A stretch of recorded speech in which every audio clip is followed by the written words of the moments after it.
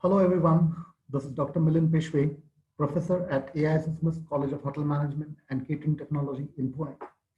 And welcome to the next educational video on my channel. So today we are going to discuss about relationship marketing, which is a concept under customer relationship management. Before we get into the topic, the first thing that we need to do when we are starting with relationship management is understanding the customers. So you need to understand the customers before you develop a relationship with the customers. So we need to know what are the different types of customers that your business possesses. So customers can be of following types. The first one are the loyal customers. We all know that everybody wants to have loyal customers. Every business house is fighting very hard, is striving very hard to make loyal customers or to convert the customers into loyal customers. Customer loyalty has to be gained. It has to be earned. It has to be earned with good service. It has to be earned with good relationship management. It has to be earned with good quality of your products. So a customer becomes a loyal customer when he feels that your brand or your business is satisfying him in every attempt of service. So then only your customer will get converted into a loyal customer. Normally, a loyal customer would stick to that particular brand for a long, long time. The second category of customer is a discount customer. Now, what is this type of customer? A discount customer is a customer who will get attracted to your brand or to your business only if you are offering some amount of discount to him. For example, if you have a product which you're selling at 100 rupees and you offer a discount of 20%, so which means that you're going to sell a product at 80 rupees, so this customer might get attracted to you. But beware that this kind of customer may also get away from you if your competitors offer him a better discount. So this kind of customer, you may lose to a competitor if your competitor is offering a better discount to him. The third category is an impulsive customer. These kind of customers take impulsive decisions. They are very emotional people. So these customers will probably go to a market if they see something worth buying, or if there is a wow thing that element has, then they might just walk in and buy it off, irrespective of what business it is, irrespective of what brand it is. It is the momentary thought that comes into their mind to buy a particular thing. So this is one category called as impulsive customer. The next category is a need-based customer. A need-based customer is a customer that buys a certain thing only if he requires it, only if he needs it. For example, you are going into a market and you are very hungry and you need some food. So you might just go to a restaurant nearby or a cafe nearby and grab a bite, irrespective of what kind of cafe it is or what brand of cafe it is. He might just go because he's feeling the need of food. So this is a need-based customer. So he may not care about a brand. He may not care about the service provider. He might just care about his need. The next category is a wandering customer category. Now these customers will not stick to one brand, will not stick to one business house. They will keep on moving for whatever reasons. They will just keep on moving. They will just keep on exploring newer places. Now this, before you develop a relationship with the customer, it is very important for you to understand the type of customers. Now there are 5 types of customers listed here. So every customer would require a different CRM practice. Every customer would require a different bonding, a different relationship to be maintained, because these are various categories of customers having their own characteristics. So based on the characteristics that these customers types have, you have to decide what kind of relationship you would like to go into this particular customer. And for that, understanding the customer is very important. Now in understanding, we are talking about orientation or customer orientation. So what does customer orientation do? It supports business houses considering the client needs to satisfy their major priorities. So every customer has a set of priorities, has a set of expectations. So this customer orientation helps the business house understand their expectations or consider their needs and help them to satisfy the major priorities of the customers. The second thing what it does is business strategies can be made that tend to reflect a customer orientation, and which might include developing a quality product appreciated by the customers. Once you have understood the needs of the customer, you can develop a product which suits to the needs of the customer. It helps in responding promptly and respectfully to customer complaints and queries. Customer will complain at times. They may have queries at times. So this kind of understanding customer or customer orientation will help you respond to these kind of customer complaints and queries. Dealing sensitively with community issues. It is very important for every business house to have sensitivity towards community issues, towards social issues. So this particular orientation of customers also help in dealing sensitively with community issues, because once you understand the customer which belongs to a particular community, you understand what are the sensitive issues pertaining to that particular community. And once you understand that, you can develop mechanism to effectively deal with these sensitivities. The next step in understanding customers is profiling of customers or segmentation of customers. Now, what do you mean by segmentation? Segmentation is nothing but division of customers on the basis of some common characteristics. Why would you want to do that? Because it is very difficult to reach out to each and every customer, understand his or her needs, or profile him, or understand his psyche. So what we do is we segment customers with common characteristics in one particular group. It is nothing but grouping customers, so that it is easier to understand the psyche of one particular group, the psychology of one particular group. And that is the reason customer segmentation is very important. So it is a practice of dividing customers based into groups of individuals that are similar in specific way relevant to marketing. So it could be age. So all customers belonging to a particular age group are put in one particular group. It could be gender, all men, all women in one particular group. It could be interest and spending habits. So you can have people spending, let's say, 10,000 rupees in a month on one particular group, people spending 20,000 rupees a month in one particular group. Or there could be people segregation on different levels of interest. For example, people liking music could be segregated in one particular group. People liking sporting activity should be segregated in one particular group. Or people who love reading could be segregated in one particular group. It all depends upon why are you doing it, what is your business into, and why do you need to understand the customer preferences. So this kind of segmentation helps you understand the preference of a particular segment, because every customer is different, and the marketing effort would be better served if they target specific smaller groups. You would not want to give something to a customer which he does not need. So you would want to give something to a customer that he needs. And that is the reason grouping or segmentation of customers come handy, because every segment may have a different set of needs. So it is easier for you to understand those needs and satisfy those needs. And ultimately, customer satisfaction will happen if their needs are satisfied. And that would also help in customer retention. That would also help in customers staying with your organization or staying with your brand.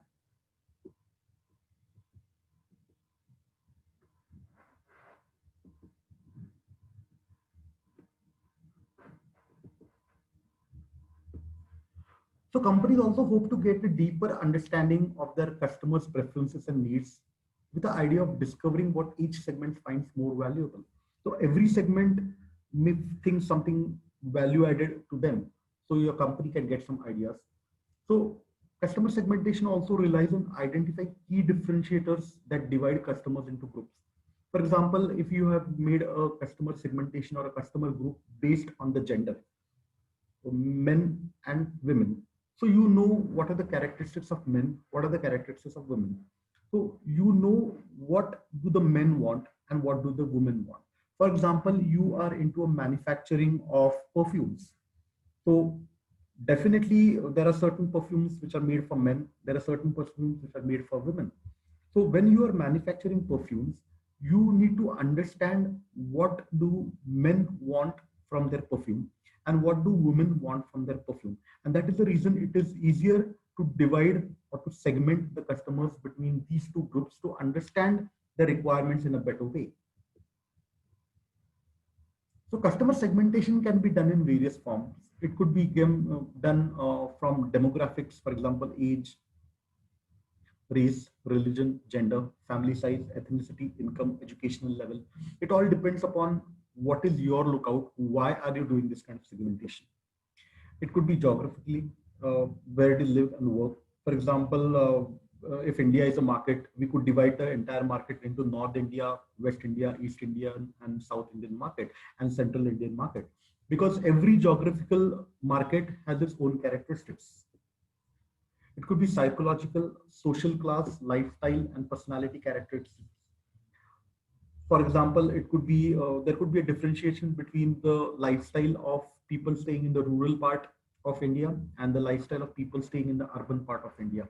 Or within a particular city, there could be certain pockets which have a higher lifestyle, and there could be certain pockets which have a lower lifestyle. So it is very important to understand the lifestyle of people and segment the customers accordingly. So behavioral aspects, behavior in terms of spending power. You may have money, but you need to have that psychology to spend. If you do not spend money in spite of having a lot of money, then such kind of customers have to be grouped in a different category. So spending is a very natural behavioral aspect. So it comes out of your behavior. So people who spend more and people who spend moderate, people who spend less, the consumption patterns. You need to know that what is the level of consumption of a particular product by a particular customer. So that is very important. For example, let's take an example of soft drinks. Now you need to understand which category of customers consume soft drinks the most. So probably you might group the customers into different age groups, and then you might come to a conclusion that the customers belonging to the age group of 20 to 25 are the customers which consume the maximum amount of soft drinks. So this is how you understand the consumption patterns, and that is very much associated with the behavioral aspect. Usage and desirable benefits. So every customer is finding the usage for that particular product for him, and what are desirable benefits for him. Now let's understand, since we have understood our customers, we know what are the different types of customers, we know how to group the customers.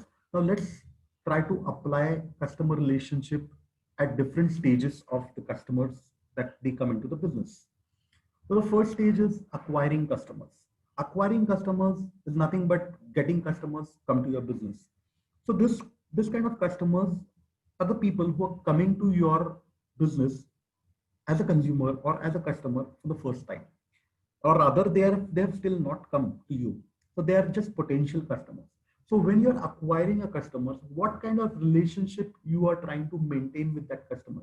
For example, you have a friend whom you have just met. It is just an acquaintance. New guys come to your college, and you want to include him in your group.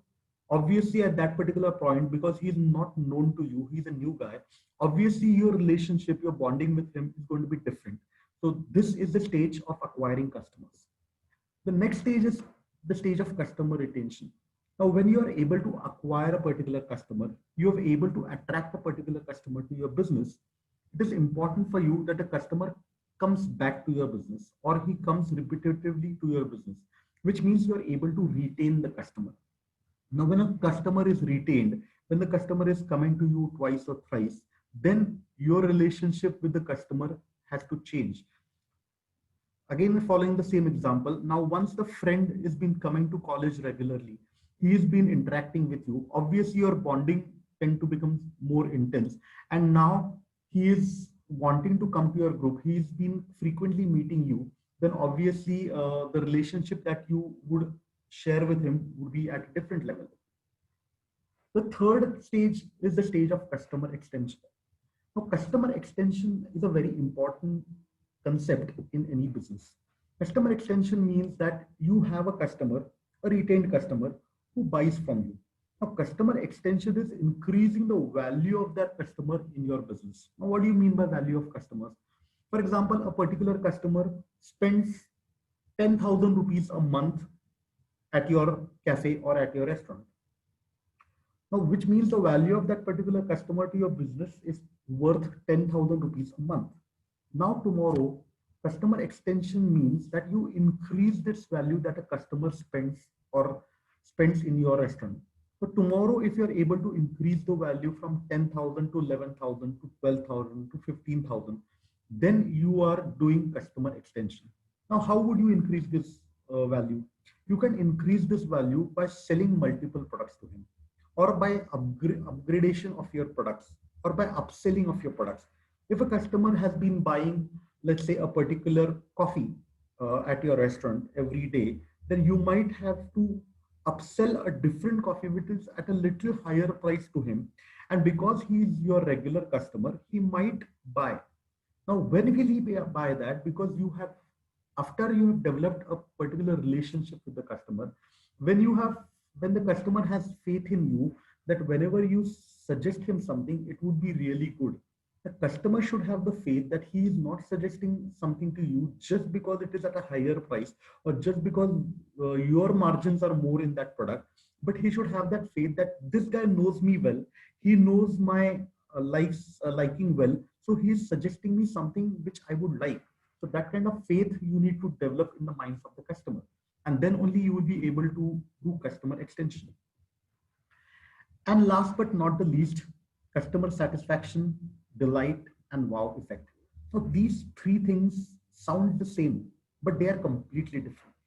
Now let's understand what you mean by satisfaction.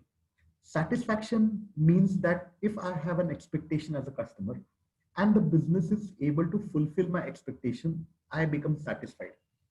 So that is a bare minimum. That is a bare minimum. My expectations are satisfied by the service provider. That is the bare minimum. Next, go to the next concept of delight. For example, you expect something and you get some value addition to it, or you get something more than your expectation, then you get delighted. Take an example that you have a birthday. It's your birthday, and your family is treating you in a restaurant, and you go to the restaurant. Everything is very good, food is very good, the service is very good, it is completely the meal that you like. So obviously you are satisfied because your expectations are met with.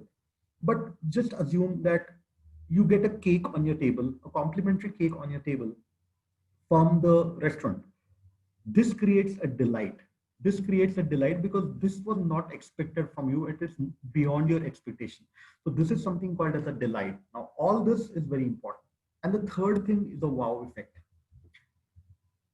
Wow effect is much more than a delight. Now, these are three stages: satisfaction, delight, and wow effect.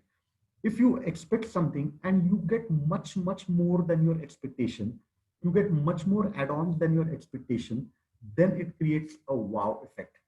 It is not only the icing on the cake, but along with the cherry is which will create the wow effect. So every business house should first target satisfying their customers because it is the bare minimum. The second thing is they should try to give that delight to the customer, give something more than what he expects. And third is to aim at the wow effect, give much more than the customer expects. And all this is possible through customer relationship. So customer relationship is very important for any business. Now let's understand what are the different levels of CRM. The first level of CRM is financial level. Now understand, CRM means customer relationship management. How would you maintain a relationship with a particular customer? The first level is financial level. The financial bond tie in the customers primarily through financial incentives. So you could give them financial benefits to your customers. If the customer feels that he is getting value for his money, then that kind of relationship that you maintain with the customer based on the financial concepts is called as financial CRM. It could be by way of offering discounts or give promotional offers, or gifting your customers one-on-one free, or you buy one get one free, or you or you pay 50% for something, or you have a promotional offer if you come with your spouse travels free or something. So these kind of offers, the customer converts immediately into rupees because he is getting a financial benefit. He is developing a relationship with you. The second level of CRM is social level. We all know that Financial bonding with the customer is temporary. Why? Because your competitor may also do that. You should never underestimate your competitor. If you're giving a 20% discount on a product, and if your competitor is giving 30% discount on a particular product, because these are discount customers, they might immediately go to your competitor because they are getting an additional 10% discount. So these are the weakest bonds. So you cannot follow a very strong CRM through financial bonding. So what is the next level then? Next level is the social CRM. At this level, the brand can retain its customers for long by developing more social and friendly relationships with them. We are in the era where customers need to be treated like friends. They need to be treated like family members. Sometimes you may feel that you are more comfortable into a particular cafe or a restaurant than other because the staff is very friendly. The staff is very friendly. Again, there is a very thin line between being friendly and being over friendly. So you have to give the due respect to the customer. You have to understand that he's your customer first, but at the same time, be friendly with him. Don't be very formal. These days, people don't like to be very formal. So you can develop a friendly relationship with the customers. So every human being likes is a friendly, caring, and understanding nature. So you need to have a friendly nature. You need to have a caring nature. You care for your customers and you understand their needs. So social bonds along with financial bonds are very difficult to break. So you have already given a discount to the customer, but you over and above, you're also trying to being bond them socially like a friend. You're treating them like a friend. You're caring them. You're understanding them. So this becomes a real, very strong bond. And this kind of CRM is very, very strong. The next level of CRM is called as a structural CRM. Now, what do you mean by structural CRM? Structural CRM is a level wherein you get the customer into the structure of your business. Now let's understand this concept more clearly. So there is a greater bonding between the customers and the brand, and the relationship between the parties is characterized by shared processes and equipment and integrated database. So you have to bond the customer with some sharing, with some integrated processes. For example, if you have a customer who is coming to a restaurant and that particular customer also deals into one category, for example, let's say he's a vendor of vegetables. But tomorrow, if you are buying vegetables from him and he is coming to your restaurant, obviously this kind of a bond creates a win-win situation for both, because he is embedded in your business and you are embedded into his business. And this kind of bonding is called a structural bonding. There could be a person who is probably a CA, a chartered accountant. Now you get your account statement audited from the CA. He knows your business in and out. At the same time, he likes your food. So this kind of bond is a very important bond. So there is a partnering relationship between the brand and the customers.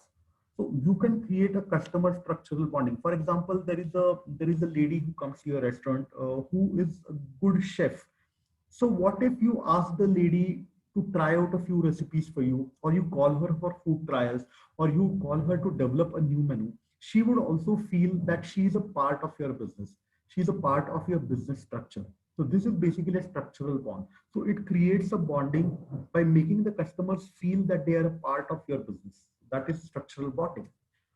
So I hope you have got the concept of customer relationship management and relationship marketing with customers very clearly. So thank you very much and keep watching my videos. There are ample of such educational videos in my channel. So please do subscribe to my channel and like all my videos. Thank you very much. Have a great day. Bye-bye.